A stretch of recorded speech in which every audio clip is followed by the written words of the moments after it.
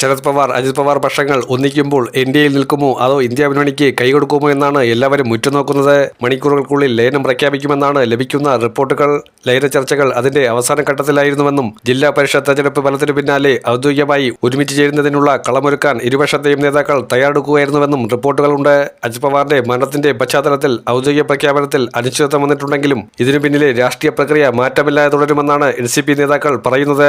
ബുധനാഴ്ച വൈകിട്ട് അജിത് പവാറിന് ആദരാഞ്ജലികൾ അർപ്പിക്കാൻ ബാരാമതിയിലെത്തിയ മുതിർന്ന NCP നേതാക്കൾ ഒരു യോഗം ചേർന്നിരുന്നു.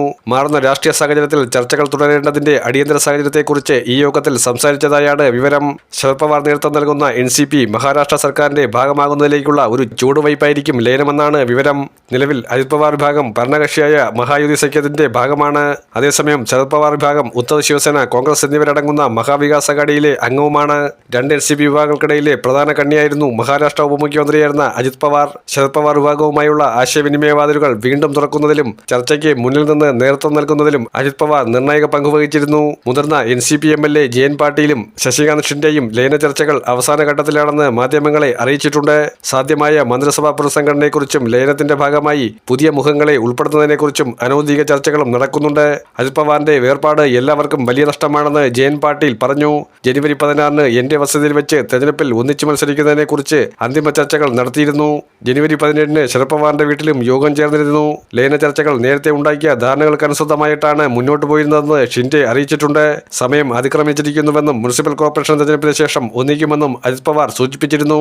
ശരത് പവാറിന്റെ മാർഗനിർദ്ദേശം തേടിക്കൊണ്ടാണ് അജിത് പവാർ ഇക്കാര്യം അറിയിച്ചത്. പൂനെ, പിംപ്രി, ചിഞ്ചുവാഡ് നഗരസഭാ തെരഞ്ഞെടുപ്പുകളിൽ രണ്ട് NCP വിഭാഗങ്ങളും ഒന്നിച്ച് മത്സരിച്ചതോടെയാണ് ലയന ചർച്ചകൾക്ക് വേഗത ലഭിച്ചത്.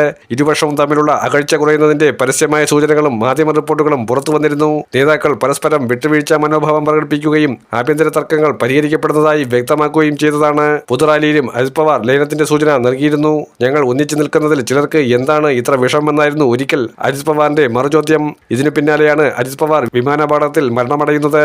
ഏതായാലും ശരത് പവാറിന്റെ 8 MPമാർ NDAയിലേക്ക് എത്തുമ്പോൾ എണ്ണം 300-ലെത്തി നിൽക്കുമെന്നും കാണാൻ സാധിക്കും. എന്നാൽ ശരത് പവാർ അജിത് പവാർ പക്ഷങ്ങൾ ഒന്നിക്കുമ്പോൾ NDAയിൽ നിൽക്കുമോ അതോ ഇന്ത്യ മുന്നണിക്ക് മാറുമോ എന്ന ചോദ്യം ഇപ്പോഴും നിലനിൽക്കുകയാണ്.